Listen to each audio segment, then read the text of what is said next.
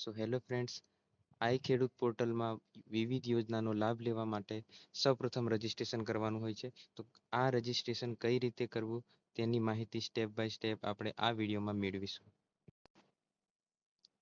તો સૌપ્રથમ આપણે ગૂગલ ક્રોમ ઓપન કરી લેવાનું છે. ત્યારબાદ સર્ચ બારમાં આઈ ખેડૂત ટાઈપ કરવાનું રહેશે.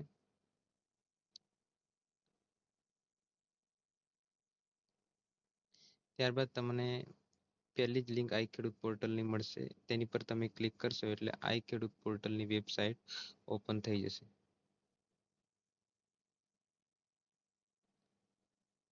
ઓપન થયા બાદ તમને આવું ડેશબોર્ડ જોવા મળશે. ત્યારબાદ નીચે લાભાર્થી નોંધણી, કંપની નોંધણી, અરજી માટેની માર્ગદર્શિકા વિવિધ ઓપ્શનો જોવા મળશે.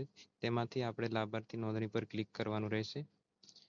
ત્યારબાદ લાભાર્થીનો પ્રકાર, તેની પર તમે ક્લિક કરીશો એટલે 3 ઓપ્શન તમને જોવા મળશે. ત્યાં તમારે ખેડૂત સિલેક્ટ કરી લેવાનું છે.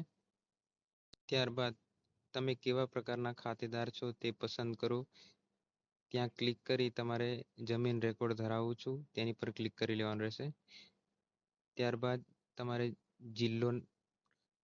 જે જિલ્લો હોય તમારો તે સિલેક્ટ કરી લેવાનો છે. જિલ્લો સિલેક્ટ કર્યા બાદ તમારે તમારો તાલુકો સિલેક્ટ કરી લેવાનો છે.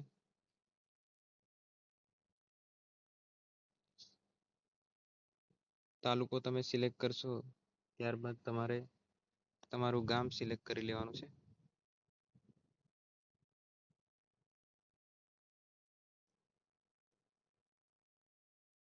ગામ સિલેક્ટ કર્યા બાદ તમારે ખાતા નંબર પર ક્લિક કરી તમારો જે ખાતા નંબર હોય 7/8ની નકલ પર ખાતા નંબર મળશે. એ ખાતા નંબર તમે સિલેક્ટ કરશો એટલે ખાતેદારના બધા જ નામ આવી જશે. ત્યારબાદ તમારું નામ તમારે સિલેક્ટ કરી લેવાનું છે. ત્યારબાદ કેપ્ચા નાખી પછી સબમિટ કરી દેવાનું રહેશે. સબમિટ પર ક્લિક કરશો ત્યાર પછી તમારે મોબાઈલ નંબર નાખી દેવાનો છે. મોબાઈલ નંબર ટાઈપ કરી ઓટીપી મોકલો પર ક્લિક કરવાનું છે. ત્યારબાદ તમારા ફોનમાં ઓટીપી આવશે તે ત્યાં ટાઈપ કરી દેવાનું રહેશે. ત્યારબાદ તમારું ઈમેલ ટાઈપ કરી દેવાનું છે. ત્યારબાદ તમારે પાસવર્ડ તમારે બનાવી દેવાનો છે. ત્યારબાદ કેપ્ચા નાખી અને સબમિટ પર ક્લિક કરી દેવાનું રહેશે.